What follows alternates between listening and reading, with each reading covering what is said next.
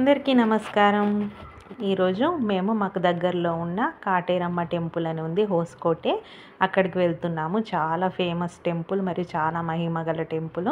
మనం ఏం కోరుకుంటే అది జరుగుతుందంట. అందుకే అక్కడికైతే వెళ్ళాము. ఈరోజు ఆదివారము, అమావాస్య కాబట్టి ఇంకా ఎక్కువ ఫుల్గా రష్ ఉన్నారు. బెంగళూరు నుంచి డైరెక్ట్ బస్సెస్ ఉన్నాయి టెంపుల్ దగ్గర వరకు తీసుకొని వదులుతున్నాయి.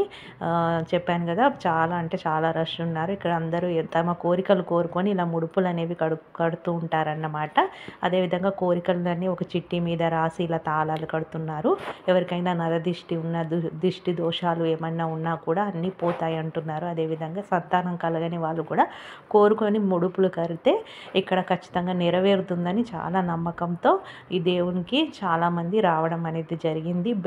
బెల్లం మీద 4 బెల్లం తీసుకొని ఇట్లా ప్లేట్లో బెల్లంతో దీపాలు అనేవి వెలిగిస్తున్నారు. మేము కాసేపు ఇట్లా బయట లైన్లో నించున్నాం. అసలు టెంపుల్ అనేది లోపల ఉంటుంది, ఇది బయటి వైపు. కాసేపు లైన్లో నించున్నాం, ఎందుకంటే ఇక్కడ దిష్టి అనేది తీయించుకోవడం కోసం. మన మీద ఏదైనా దోషాలు ఉన్నా, దిష్టి ఉన్నా, నరదిష్టి ఉన్నా అన్నీ పోతాయంట. అందుకే ఇలా మేము మా పిల్లలు అందరం కలిసి దిష్టి అయితే తీయించుకున్నాము. మామూలు డేస్లో అయితే ఇంత రష్ ఉండదు, వీకెండ్స్ కాబట్టి. అందులోని ఈరోజు అమావాస్య కాబట్టి చాలా ఎక్కువగా రష్ ఉన్నారు.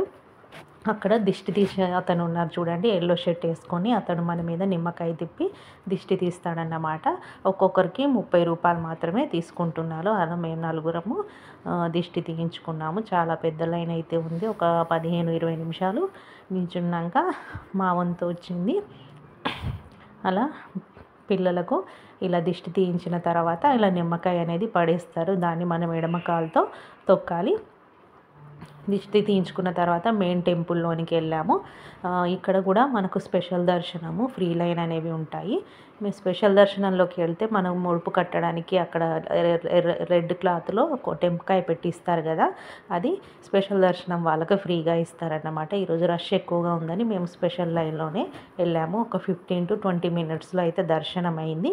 స్పెషల్ దర్శనం మంచిగా అయింది. ఇది గుడి లోపల. ఇది మనం కాయిన్ అనేది అతికిస్తే మంచిగా అతికిపోతుంది. అది మనం కోరిన కోరికలు కోరుకొని అలా కాయిన్ అనేది అతికించాలన్నమాట. తర్వాత గుడి బయటికి వచ్చి ఇలా గుడి బయట ఒక పెద్ద మర్రి చెట్టు అయితే ఉంది. దాని చెట్టు మీద చాలా అంటే కొన్ని వేల సంఖ్యలో ముడుపులు అనేవి కట్టి ఉన్నాయి. మనం గట్టిగా కోరుకొని ఈ ముడుపులు మనకు మంత్రించి ఇస్తున్నారు. వాళ్ళు మంత్రించి మరియు మనకు ఒక మంత్రం అనేది చెప్తున్నారు. దాన్ని పఠిస్తూ ఆ గుడి చుట్టూ 108 ప్రదక్షిణలు చేసిన తర్వాత ఈ ముడుపు అయితే కడితే మన కోరిన కోరికలు అనేవి నెరవేరుతాయంట. అదేవిధంగా ఒక 9 రోజులు కూడా గుడికి రావాల్సి ఉంటుందని చెప్పారు.